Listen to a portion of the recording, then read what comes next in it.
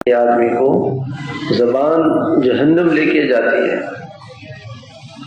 جناب نبی کریم صلی اللہ علیہ وسلم کا مبارک ارشاد ہے کہ انسان نیکی کرتے کرتے کرتے جنت تک پہنچ جاتا ہے، مگر وَإِنَّهُ لَيَتَكَلَّمُ بِكَلِمَةٍ، وہ ایک بات اپنی زبان سے ایسی کہتا ہے جس کی وجہ سے اس کو جہنم میں ڈال دیا جاتا ہے۔ ایک بات، اس کی مثال یوں سمجھیں جیسے ایک آدمی نے دیگ بنائی نا، دیگ، اور اس میں اس نے ایک چمچہ زہر کا بھی ڈال دیا۔ آپ بتائیں اس دیگ کے کھانے کا فائدہ ہوگا یا نقصان ہوگا؟ جیسے ایک بول جو ہے نا، ایک بول وہ اتنا خطرناک ہے۔ ایک بالٹی شربت کی بھری ہوئی ہے اور اس میں ایک قطرہ زہر کا بھی ڈال دیا۔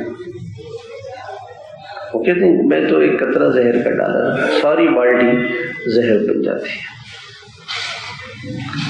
تو ایک بول اتنا خطرناک ہے، بہت خطرناک ہے۔ اس کے لیے اپنے زبان کی حفاظت، بہت زیادہ اپنے زبان کی حفاظت کریں۔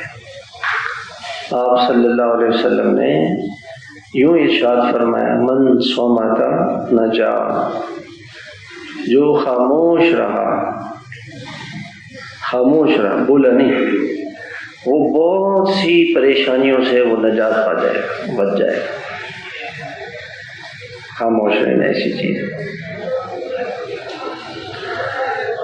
آپ صلی اللہ علیہ وسلم نے فرمایا کہ من کان یؤمن باللہ والیوم الآخر فلیتکلم خیرا او لیصمت، جو اللہ پر اور اللہ کے رسول پر، آخرت کے دن پر ایمان رکھتا ہے تو وہ خیر کی بات زبان سے کہے، اچھی بات کہے جو خیر کی بات ہو، جس سے دوسرے کو نفع پہنچے، خیر کی بات ہو جس سے دوسرے کو فائدہ پہنچے، دنیا کا اور آخرت کا فائدہ ہو، ورنہ خاموش رہے، بولے نہیں،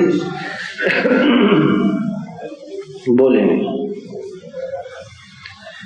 ایک چپ، ہمارے بزرگ تھے حضرت مولانا جمشید صاحب رحمۃ اللہ علیہ، وہ فرماتے تھے ایک چپ 100 کو ہرا دے، 100 آدمیوں سے لڑ رہے ہیں، اس کو برا بلا کہہ رہے ہیں، وہ خاموش ہے، تو یہ جیت جائے گا، وہ ہار جائے گا، بولتے بولتے تھک جائیں گے۔